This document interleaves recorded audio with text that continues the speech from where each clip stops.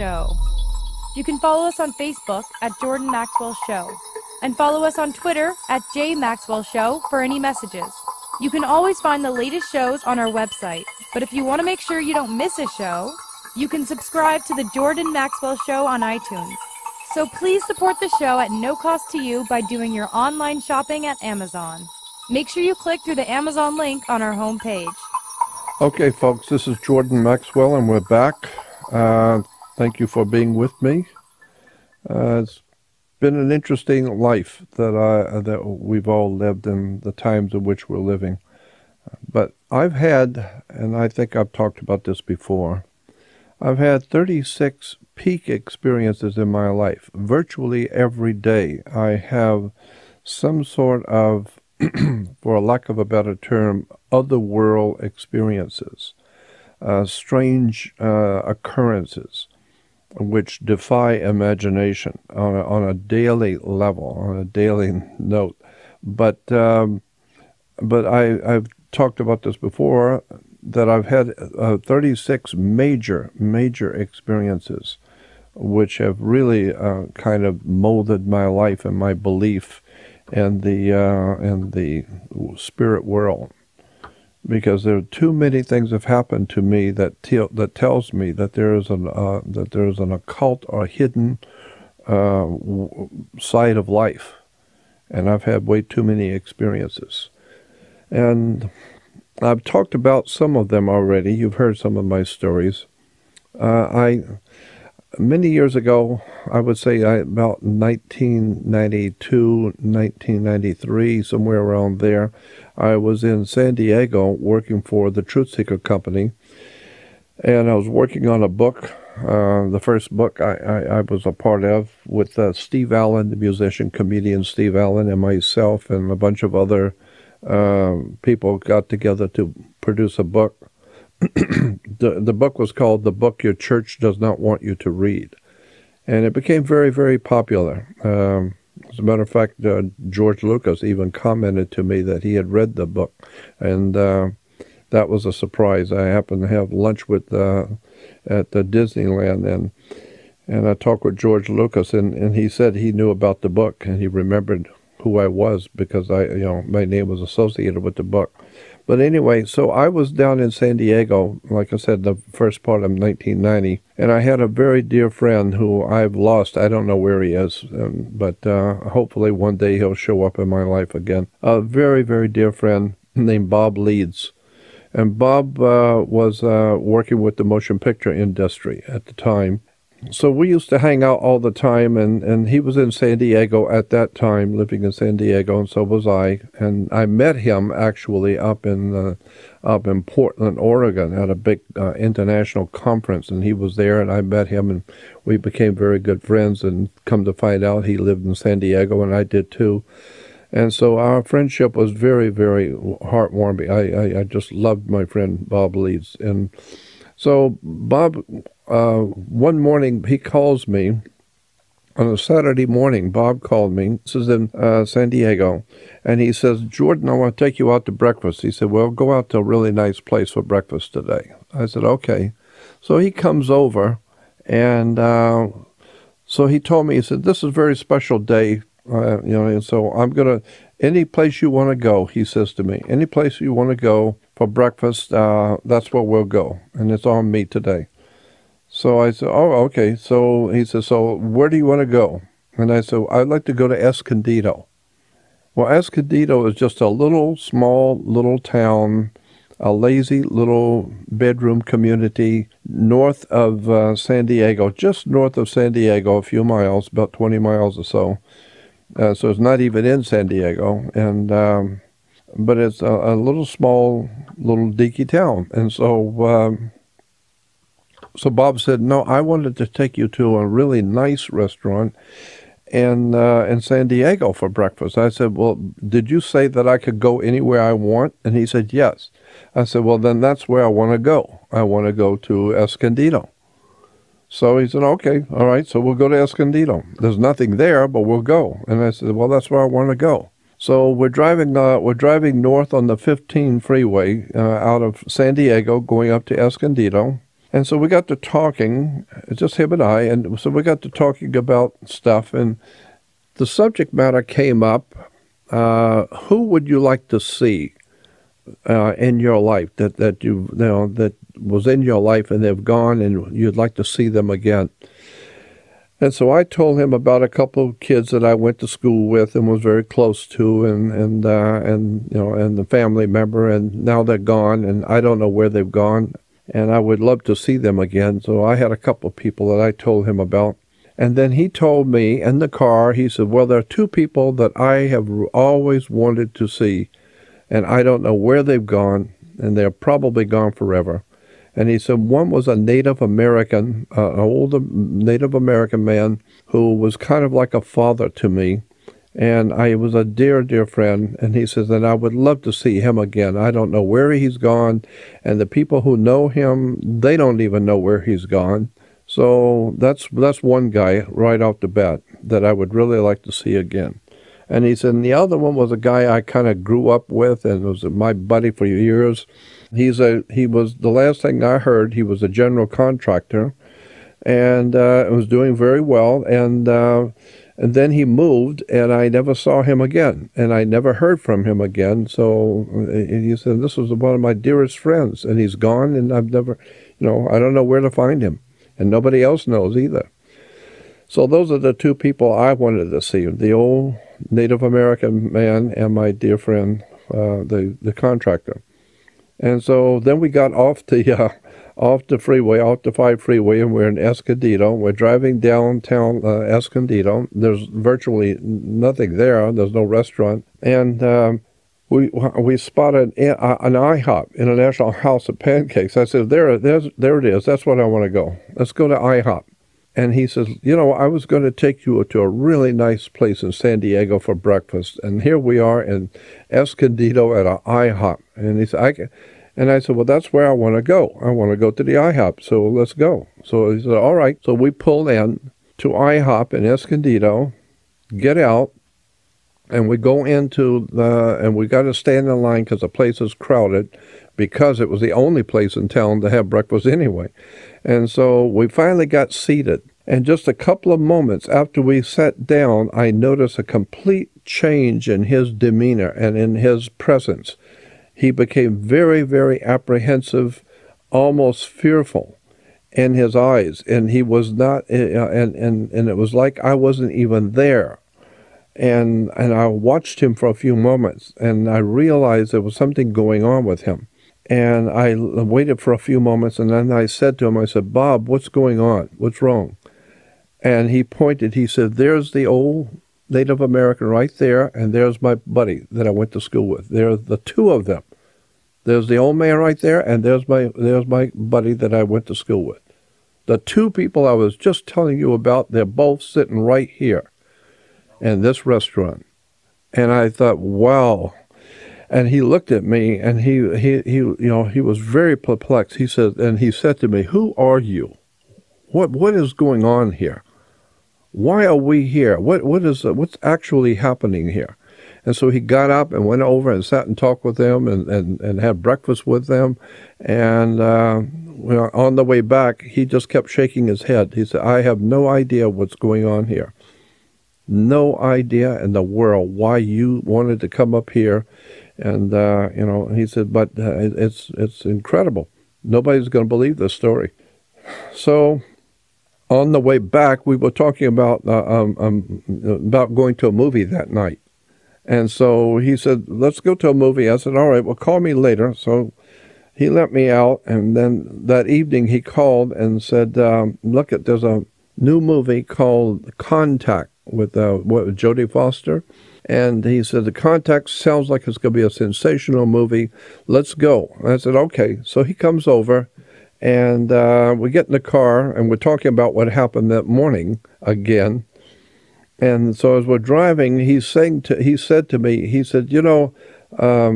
where are you from originally anyway? Where are you from? And I said, I'm from Pensacola, Florida.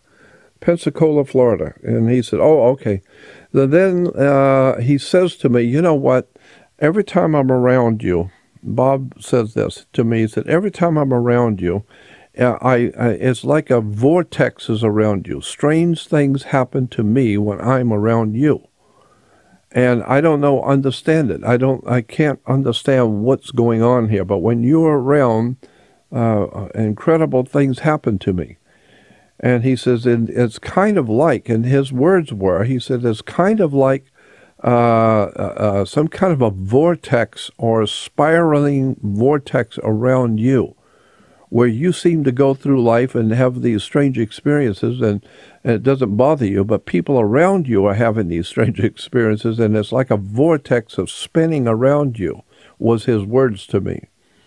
And he said, I can just see you and then he said, it was kind of like that swastika. The swastika was a sun symbol, and its legs were broken off of a cross, and we call it a swastika. And he said, but the swastika was like a roving sun symbol. It was swirling. And he said, so I see you like a swirling vortex of strangeness all around you. And so we got to the movie, and right at the very beginning of the movie, Jodie Foster is portrayed as a little girl, about 9 or 10 years old, and she's a ham operator. And Bob and I are sitting there watching the movie, and in the movie, her father comes over to her. She's on the ham radio talking to someone, and in the movie, the father says to the little girl, "Who are you talking to?" And she says something to the effect that, "Oh, it's my friend I'm talking to that I always talk to." And he said, "Well, where is he?" And she said, "He's in Pensacola. He's in Pensacola, Florida." And Bob looked at me and shook his head. He just asked me where I was from, and I said Pensacola. Now, the little girl in the movie is talking to her friend in Pensacola. And so he just looks at me, and I look at him, and he just shakes his head. Then a few moments later in the movie, they get a signal from outer space. If you've seen the movie, they get a signal from outer space that's intelligent signal, and so everybody's running to the computer to see what this the signal is and where it's coming from. And in the movie, if you saw it, Contact, they turn on the screen to see where the signal is coming from, and they very faintly make out a television picture of a swirling swastika, and it's swirling, and it's like a vortex. And he turns to me and looks at me. That's just what he said within an hour before. Another deja vu. Another deja vu. Another strange. And he looked at me and just shook his head and put his head down. So this is the kind of thing that happens to me all the time. People around me have very strange experiences when they're around me. And that was some of the most interesting things that happened with Bob Leeds. And anyway, that's because I remember talking with him and remember the look in his eye when those things would happen. And the other thing I was going to tell you about was the one night, this is one of the peak experiences, and boy, it was. This really happened, and I've got witnesses to it. I've got a friend in Las Vegas named Jeff, and I've called him, and we've talked about this experience before. But Jeff and I were very dear friends, and I had a friend who lived up in Box Canyon, which is just north of Los Angeles. It's in L.A., but it's in the northern suburbs of Los Angeles. It's up in the mountains, and the area is called Box Canyon. And so these friends of mine had a home up there, and they wanted me to spend a long weekend up there with them. So I decided, okay, I'm going to go up and spend this weekend with my friends up in Box Canyon. And so I asked him if I could bring my friend Jeff with me because he was in town. They said, sure. So Jeff and I go up, and we're going to stay there for 3 or 4 days. And so we stayed in the top room. It was a tri-level home up in the mountains. And so we stayed in the top part. And so being in the top part of the house, on the tri-level. We, late at night, he and I got up, and there was a ladder outside going to the roof. And so we got a couple of beers together and some pillows, and we went up on the roof to sit and look at the stars, overlook the valley at night, a beautiful sight, and it was a warm night. And we're sitting up there talking, my friend Jeff and I, up in Box Canyon. And for some reason, I have no idea why I said it, because we were talking about the heavens and astronomy and astrology and all that kind of stuff we were talking about. And for some reason, which I still today do not know why I did it, I looked up in the sky and pointed up into the sky, and I said, God, if you can hear me, would you please have a meteorite hit this mountain over there? And I pointed to it. I said, if you can hear me, would you hit this mountain with a meteor? And the moment I said that, a meteor shot out of the sky and hit the mountain right where I was pointing. Right where I was pointing, a meteorite hit the mountain. And the whole mountain shook when that thing hit. And my friend Jeff looked at me. He said, what the hell did you just do? And I said, I'm not sure. I don't know what I was talking crazy. And and a meteor hit the mountain right where I was pointing. And he was amazed, and so was I.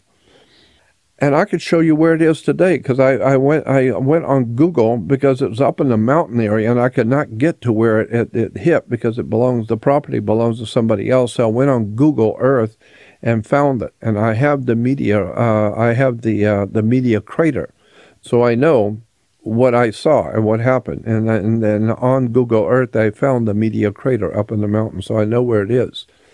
I could show it to anybody if we could get into that person's property, but it belongs to somebody else. But I'm just saying, I pointed up into the sky and I said, God, if you are hearing me, would you have a meteorite hit that mountain right there? And I was pointing, and just where I pointed is when the meteor hit the mountain, exactly where I was pointing. You don't ask God to do that often, do you? No, not very often. Okay. It was absolutely one of the most strangest things that in my life.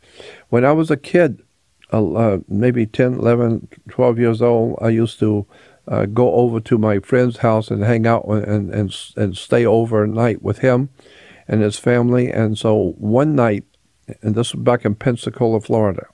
This is back in, I would say, probably 48, 49, 50. When I was born in 1940, so I've been about 8 or 9, 10 years old. And he and I decided, his name was Connor, Conner, Connor. And so we decided to go up and sleep on the roof. The parents didn't mind, so we crawled up on the roof and took our bedding, and we went up on the roof, and we were talking and sitting there talking. And that's about, I don't know, late at night, maybe 10, 11, or 12 o'clock at night, and we're up on the roof. It was on a weekend, 2 kids admiring the heavens and talking, and all of a sudden, the both of us, we were sitting there looking southward toward the toward the ocean, toward the Gulf of Mexico, because we were right close to the Gulf. And 2 meteorite-type things, I don't know, they weren't meteorites, but they looked like shooting stars, came level from the west going east, and one came from the east going west. And they were like meteors, but that's how fast they were going. Just 2 strips of light, one from the east going west and one from the west going east, and they crashed in the middle. They right on the horizon, 2 flashes of light shot across the horizon of the earth and crashed right over our town. And meteors don't do that. Meteors come in from the outside, but this thing was traveling level, parallel with the earth. And they were both going at lightning speed, and they crashed into each other. I don't think anybody has ever seen anything like that, ever. But he and I did. We sat there and watched 2 look like meteors, crashing into each other. And so, I mean, I like I said, I've had many, many, many different experiences, and I know that there's been too many things have happened to me, and around me that tells me that there is some kind of a spiritual matrix at work. It's letting you know it's here by you seeing things and experiencing things. So I know that there's a spiritual presence on the earth that men have called God. I don't know if it's aliens, extraterrestrial intelligences, if it's spirit entities, extraterrestrial, interdimensional beings. It's all very, very difficult to try and understand. But the one thing I don't have any problem with is the fact that there is something actually here going on that causes strange things to happen. So that's one of the, this is one of the reasons why I am who I am and I do what I do, because I've always been interested and fascinated in the strangeness of the world I live in. And all kinds of interesting things happen that most people don't even look at. I see it all the time. I've had experiences continually. I see things all the time, even now. In the middle of the night, if I'm asleep and I wake up, there's entities in my room. I see spirits. I see images. Another thing happened. One of the most impressive things that has happened to me that I would call otherworld experiences. This one was in San Diego. I was working on a book with my dear friend and editor for the book, Tim Leadham. And Tim was staying with me in San Diego. He lived in Orange County on Balboa Island, but he would come down to San Diego and work with me on the book that I was working on with Steve Allen. And so he would come down and spend a long weekend with me as we were working on this book together. And so I had a 2-bedroom apartment, and so one night, the middle of the night, we're both sound asleep. I woke up and I was on my right side, sleeping on my right side. I woke up and I could hear fire, the crackling of fire. But for some reason, I did not open my eyes. My first thought was, smell. Do you smell smoke? Can you smell smoke? Because I'm hearing fire, but I'm not smelling smoke. And so I waited for a few moments with my eyes closed, trying to see if I was smelling smoke, and I wasn't. And so I opened my eyes, and when I did, I yelled. It scared me. I yelled and jumped out, jumped back, because when I opened my eyes, I'll tell you what I saw. I don't care if you believe me or not. It doesn't matter. I'm just telling you what I saw. But when I opened my eyes, there was an angel. This angel was probably like it was touching the ceiling, and it's probably 8 foot high.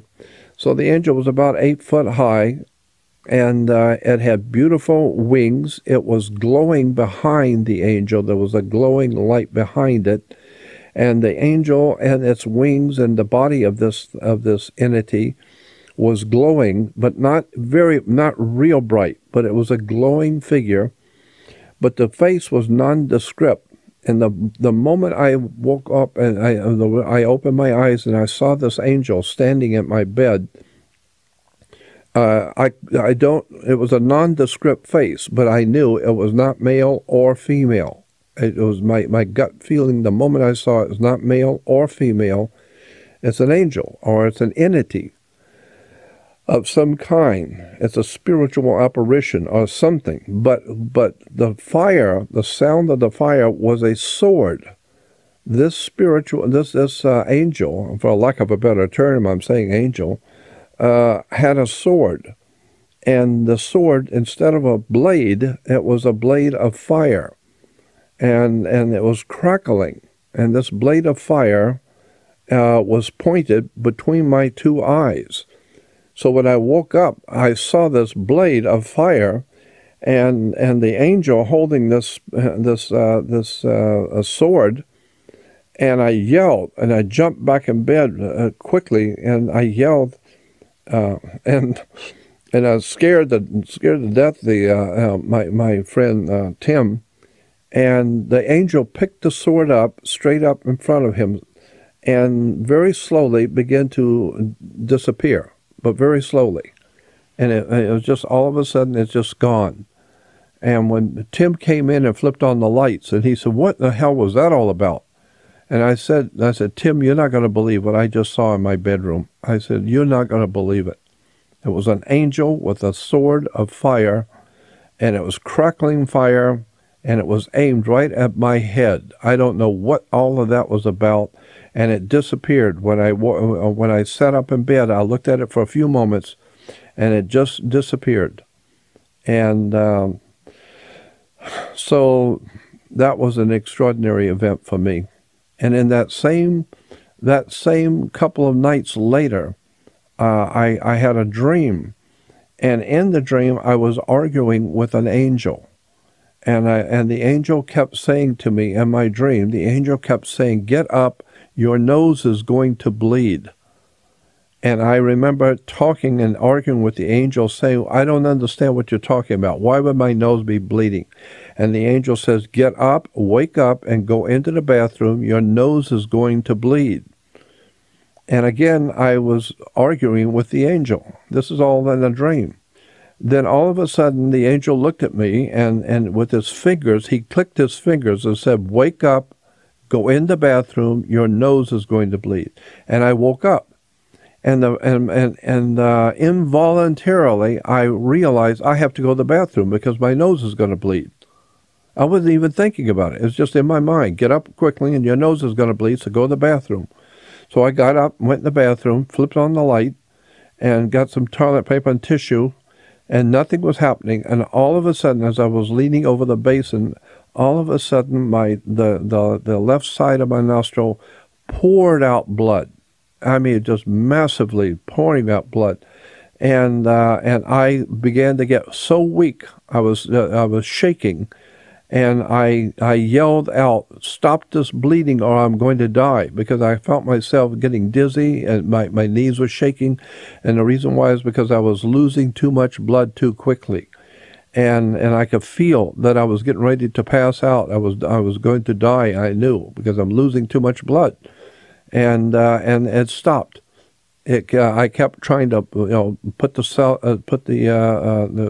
paper and the napkins, and it finally stopped. And I was so shaking, I sat down on the floor. I couldn't even walk because my knees were shaking, and my arms and my knees were shaking because of almost passing out. And I sat there, and the blood was on the floor. And I couldn't imagine what in the hell just happened. The angel told me to get up, your nose is going to bleed, and be damned if it didn't. And massively, massively bled. And so, I cleaned myself up, and that was it. Went back to bed. I never forget that. I don't know what that was about. I have no idea. I talked with Dr. Roger Lear, who's the alien implant doctor. And so nothing was ever finally discovered about it. I didn't have an X-ray, and so I don't know if somebody was putting something in the nose or taking it out of the nose. I don't know. I'm not sure what it was. All I know is the angel told me to get up and go to the bathroom. Your nose is going to bleed. And this was the same weekend that the other angel with the sword of fire woke me up. So these are just some of the many, many reasons why I am totally convinced that there is a spiritual matrix at work in my life and in the life of people all over the world. So something's going on here, and I feel that something is coming, and it has to do with some kind of a spiritual otherworld presence that's going to make itself known. I don't know, but the world has become too evil, too corrupt, too polluted, so that the human family on the earth is now put under arrest, and we are in too much trouble. The earth itself is in trouble, with the global warming, or all the natural catastrophes, with earthquakes and all kinds of terrible things that could happen and are happening around the world. along with the overwhelming feeling of foreboding and some sort of an evil presence is on the earth, and terrible things are happening around the world, and wars are becoming bigger and more severe. And it's almost as if people are beginning to feel that there's something wrong on the earth, and so I've always felt that all of these things that have happened to me for a reason. I don't know why, but there is some kind of a rhyme and a reason why these things have happened to me, and so it's been quite an experience, and I continue to have experiences every day. But like I said, I've had 36 peak experiences, major experiences that caused me to think and be who I am today. I have one other thing that happened to me. It just comes to my mind that was really interesting. Because I have a guy that I haven't seen him in many years now, but he was able to tell me things which were going to happen to me. And he was able to do it in such a way. He didn't do it a whole lot, but on occasions he would tell me things that were going to happen to me and prophecies. But the important part of this story is the fact that of how technically minute the details were. And so he told me one time we were at a French restaurant down in San Diego in the evening, and we had dinner, and he and I went out on the pier. And we were sitting out there talking, and he said to me, he says, "You know what?" He said, now this was in 1996, in the summer of 96. And he said to me, sitting out in the pier after dinner in San Diego, 96, he said, "You know what?" He said, "Next year, on January 3rd, 4th, and 5th of next year, you're going to be in Portland, Oregon, and you're going to be hosting a science program, some sort of a science expo, and you're going to be hosting the program.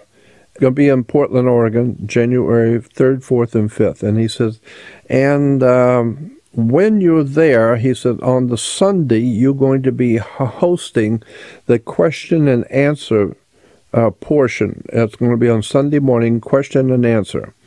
And you're going to be the host of the program."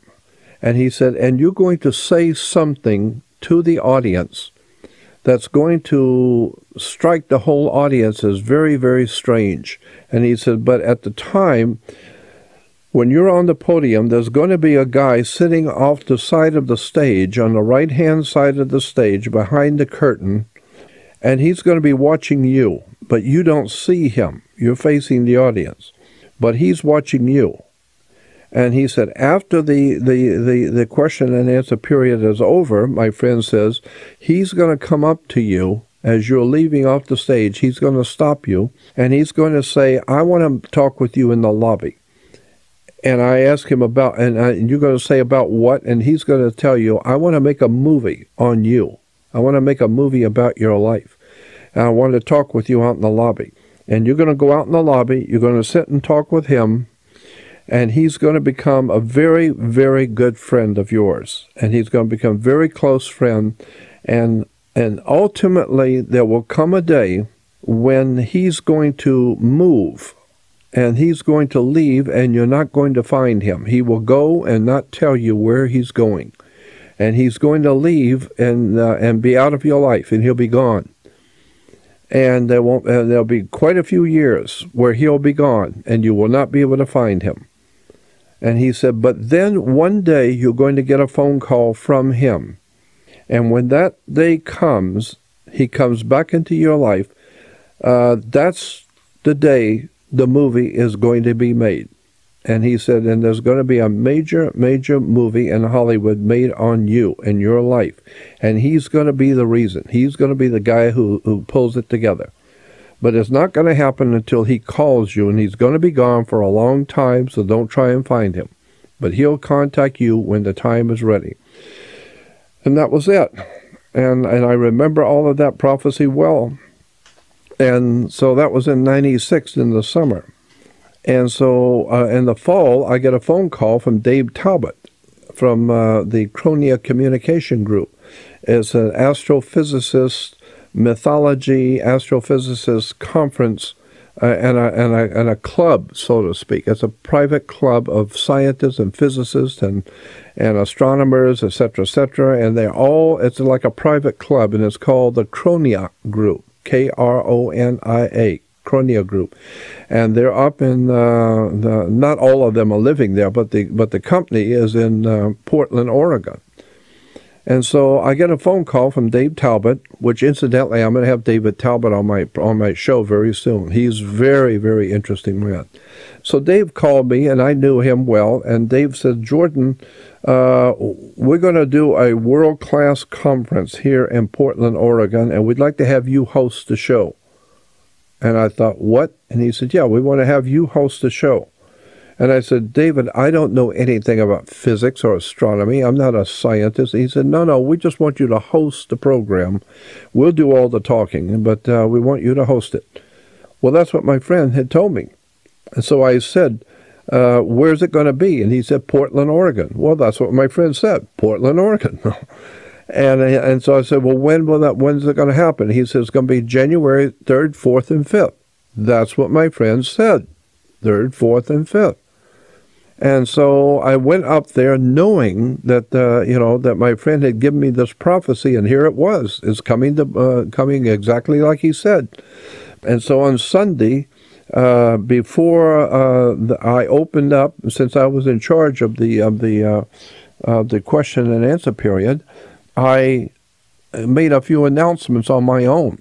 And I said, since I'm in charge of the question and answer period, I've been told that we will give 5 minutes to each one of the speakers on the podium, 5 minutes for them to say whatever they want to about themselves and their work and what they're doing, and then we will turn it over to the question and answer period. And then I said, however, before I turn the program over to the different speakers, for them, I'm going to give myself 5 minutes, and I'm going to tell you what I think. And so I began rattling off. For some reason, I just began going on a tirade to that audience, and it was very, very prestigious audience. People from all over the world, scientists and physicists and astronomers and motion picture people and NBC and all kinds of important people in the audience. And I decided to go on a tirade and tell people what I'm thinking. And so I started talking about how I'm very unimpressed with scientists. Scientists do not impress me at all. That there's too much hypocrisy and lies and deception, et cetera, and I talked about, and for some reason I brought up, and I don't know why, but I brought up the idea of the Holocaust being in Germany, all the tragedy and horror and the Holocaust in prisons and concentration camps and all the terrible things that happened in World War II. I said all of the top Nazis in Hitler's government were all PhDs. They all had doctorates. They were all scientists.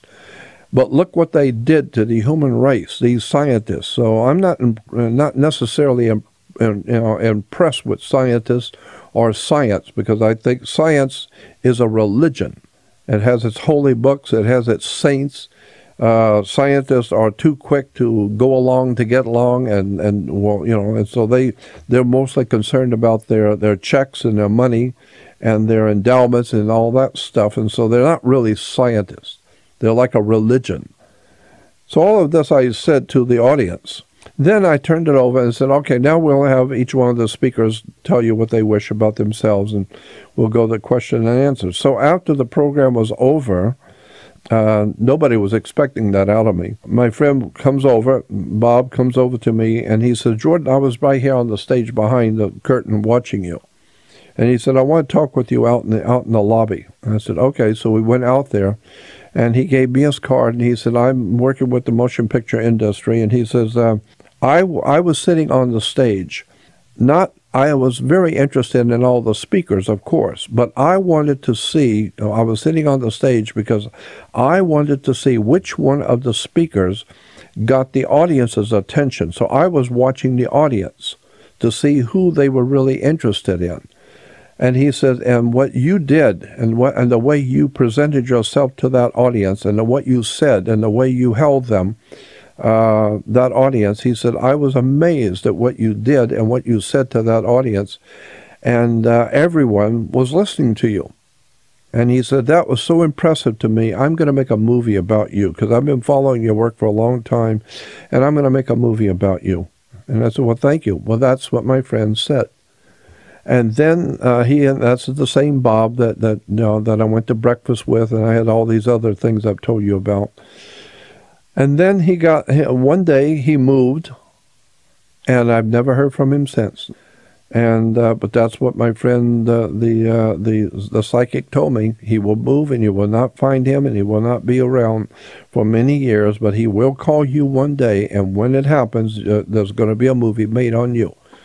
So I'm just kind of sitting and hoping and waiting that one day Bob Leeds will call me.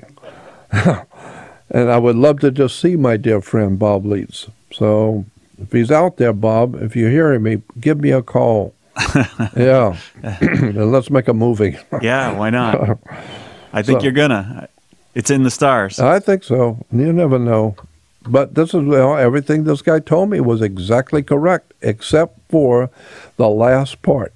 And the last part of that prophecy was that one day he will call you. Well, it hasn't happened yet. But who knows? Maybe it's going to happen soon. So anyway, if you are interested in seeing the show continue and you want to help us to continue the show, we do need help. And we'd like to be able to continue to do what we're doing and bring you some fascinating subjects and people. And I've been doing it for 50 years, and I feel that I really want to do something extraordinary on radio and bring to you people that you're never going to be privy to hear unless you hear it on my show. So if you would like to help us, go on my home page, and you will see a donate button, and there will be, and what did we call that?